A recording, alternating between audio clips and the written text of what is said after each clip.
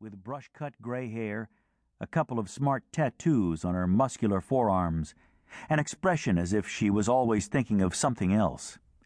She had music in the bar. Her taste ran to the Outcast beats and saltwater dub you heard a few years back. That aged her as far as Vic Serotonin was concerned.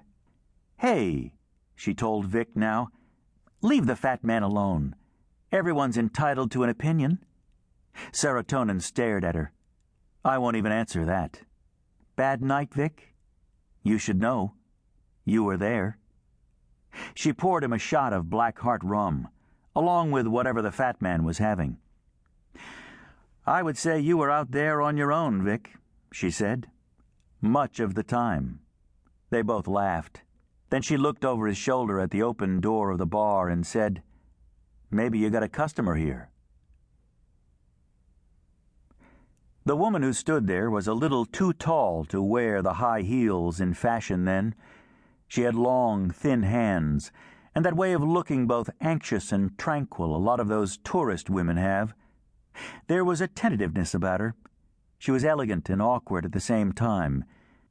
If she knew how to wear clothes, perhaps that was a learned thing, or perhaps it was a talent she had never fully brought out in herself. You thought instantly she had lost her way. When she came into the bar that morning, she was wearing a black two-piece with a little fitted jacket and calf-length kick-pleat skirt under a long, honey-colored fur coat.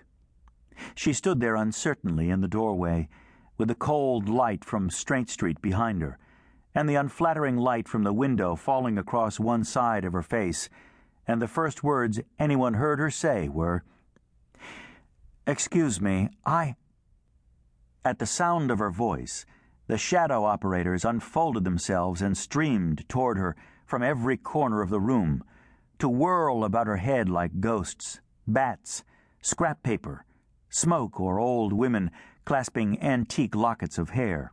They recognized privilege when they saw it. "My dear," they whispered, "what beautiful hands! Is there anything we can do? Can we do anything, dear? What lovely, lovely hands!" Liv Hula looked amused. "They never talk like that for me," she admitted to the woman in the fur coat. Then she had a sudden vision of her own life as hard-won, dug out raw from nothing much even the few times it seemed to swoop or soar. "You came for Vic? He's over there," she said. She always pointed him out. After that, she washed her hands of whatever happened. This time, Vic was waiting. He was low on work. It was a slow year, though you wouldn't guess that from the number of ships clustered in the tourist port. Vic accounted himself intelligent and determined.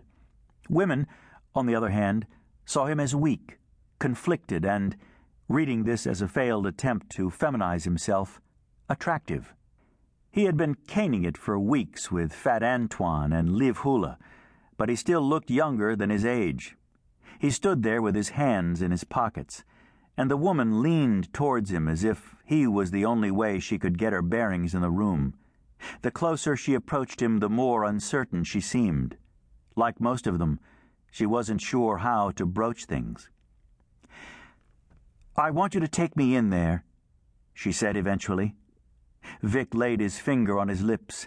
He could have wished for some statement less bald. "Not so loud," he suggested. "I'm sorry." He shrugged and said, "No problem." "We're all friends here," Liv Hula said. Vic gave Liv a look, which he then turned into a smile. The woman smiled, too. "Into the event site," she said, as if there might be any doubt about it. Her face was smooth and tight across longings Vic didn't quite understand. She looked away from him as he spoke. He should have thought more about that. Instead, he ushered her to a table, where they talked for 5 minutes in low voices. Nothing was easier, he told her, than what she wanted.